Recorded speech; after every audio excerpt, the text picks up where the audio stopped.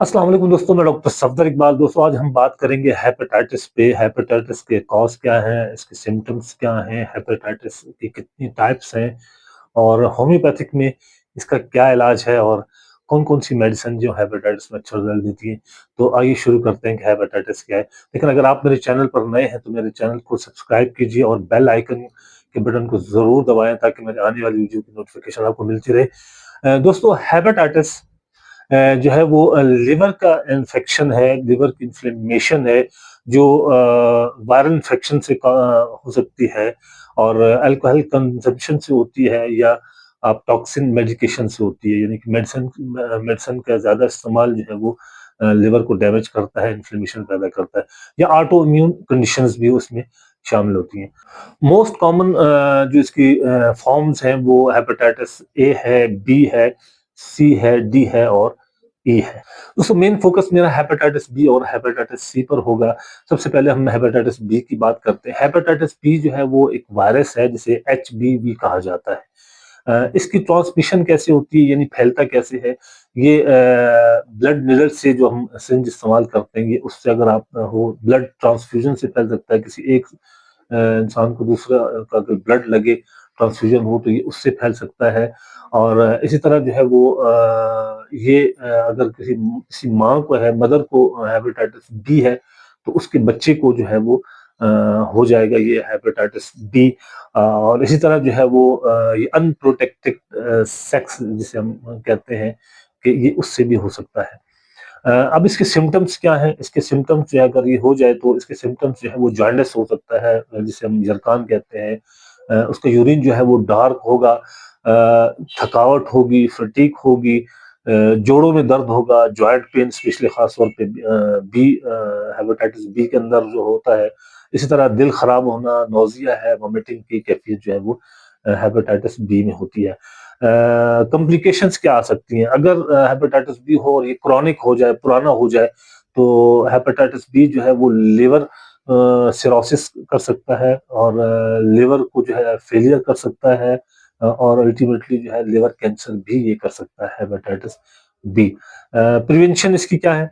बचाव कैसे किया जा सकता है इसका? हेपेटाइटिस बी की वैक्सीन आती है, वो आप इससे लगाई जा सकती है।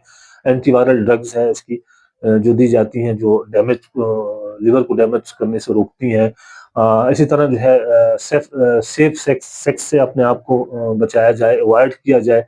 इसी तरह की निडल्स वगैरह से यूज वाली जो है वो ना यूज की जाए। ये चीजें मैंने आपको बताई हैं। और अब हम बात करते हैं हेपेटाइटिस सी पर, क्योंकि दोनों जो है वो बहुत ही डेंजरस है और बहुत ज्यादा पाई जाती है हमारे उसमें। हेपेटाइटिस बी का वायरस भी जो है वो जिसे हम एच सी वी कहा जाता है। हेपेटाइटिस सी के वायरस को इसकी ये कॉज होती है, ये होता है। इसकी ट्रांसमिशन भी ये भी फैलता जो है वो भी ब्लड से फैलता है। ब्लड टू ब्लड अगर कांटेक्ट होता है, जिस तरह मैंने पहले बात की है। निडल शेयरिंग है, अन स्टेरॉयड जो है वो मेडिकल इक्विपमेंट्स है उससे ये फैल सकता है। ब्लड ट्रांसफ्यूजन से फैल सकता है। इसकी सिम्टम भी मैंने आपको बताया कि इसमें जो है ना वो अक्सर सिम्टम थकावट की होती है, लिवर डैमेज की होती है, जॉन्डिस की होती है हेपेटाइटिस सी में। अगर ये भी बहुत पुराना हो जाए, क्रॉनिक हो जाए, तो इसकी जो कॉम्प्लिकेशंस हैं वो high risk of chronic liver disease जो है वो होता है, जिसे हम सोराइसिस कहते हैं, लिवर कैंसर कहते हैं। तो पेशेंट जो है वो उसमें चला जाता है। इसकी भी प्रिवेंशन डेफिनेटली जो है वो अगर वैक्सीन ना करवाई गई हो तो ये हो सकता है। अवॉइड किया जाए, इस तरह की निडल शेयरिंग से अवॉइड किया जाए और प्रैक्टिस सेफ मेडिकल प्रोसीजर जो होता है हम यूज करते हैं उससे हमें इसे बचाया जाए।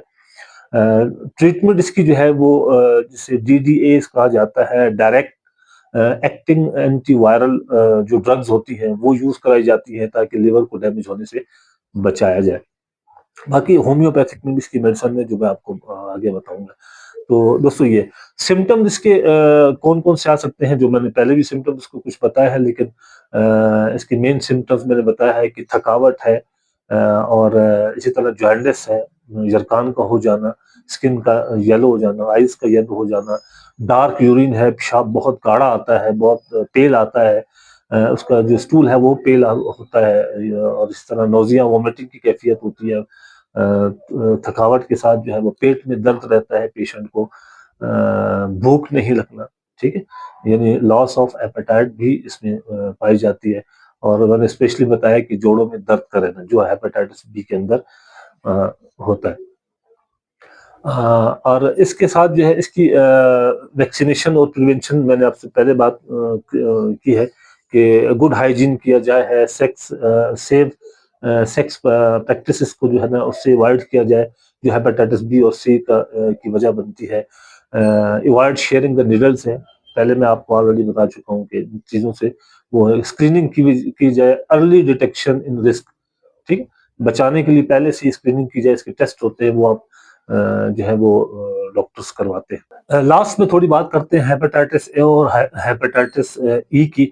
हेपेटाइटिस ए जो है जिसे HIV कहा जाता है और हेपेटाइटिस ई जिसे HEV कहा जाता है, ये भी वायरस होते हैं, लेकिन इनकी जो ट्रांसमिशन है जो इसके फैलाव है वो ज़्यादातर कॉन्टिनेटेड फूड जितने भी हमारे होते हैं और रॉ फूड्स होते हैं उसके थ्रू जो है ये फैलता है।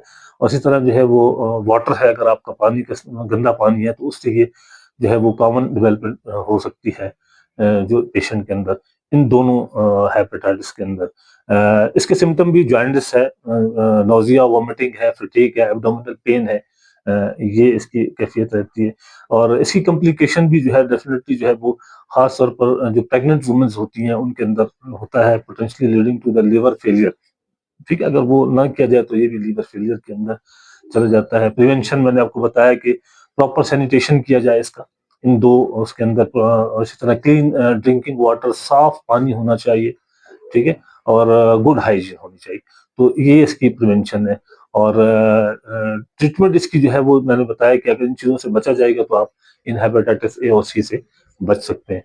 हेपेटाइटिस बी जिसे HDV कहा जाता है, डेल्टा वायरस है, ये उन पेशेंट को होता है जो ऑलरेडी हेपेटाइटिस बी से इन्फेक्टेड हो, तो ये उन पेशेंट को ज्यादा होता है। इसकी ट्रांसमिशन भी डेफिनेटली जो है वो जो हेपेटाइटिस बी की है उसी तरह इसकी भी है। ब्लड एंड बैडली फ्लूइड्स जितने भी मैंने पहले जिक्र कर चुका हूँ उनकी वजह से ये हो सकता है। सिम्टम इसके जो है वो जो HBV के होते हैं सेम उसी तरह इसकी भी सिम्टम्स आप उसी तरह इसको ले सकते हैं। लिवर फेलियर की तरफ और सोराइसिस की तरफ ये ले जा सकता है अगर इसे जो है वो ट्रीट ना किया जाए इन चीज़ों को। तो दोस्तों ये तो मैंने थोड़ा-सा आपको ब्रीफली हेपेटाइटिस की बात की है। हेपेटाइटिस के इलाज में जो है वो जो टेस्ट करवाए जाते हैं वो हेपेटाइटिस बी हो, सी हो या कोई भी हो उसके जो है वो खून के टेस्ट होते हैं, ब्लड टेस्ट किए जाते हैं, लिवर प्रोफाइल के जो टेस्ट होते हैं जिसे हम LFT कहा जाता है वो करवाए जाते हैं। अल्ट्रासाउंड करवाया जाता है ताकि जिगर का पूरा मुआयना हो कि उसकी कंडीशन क्या है उस वक़्त। और इसी तरह लिवर बायोप्सी भी होती है अक्सर जब पेशेंट सिरोसिस में चला जाता है, वो भी करवाई जाती है। तो ये कुछ ऐसे टेस्ट हैं जो इससे पहले करवाए जाते हैं।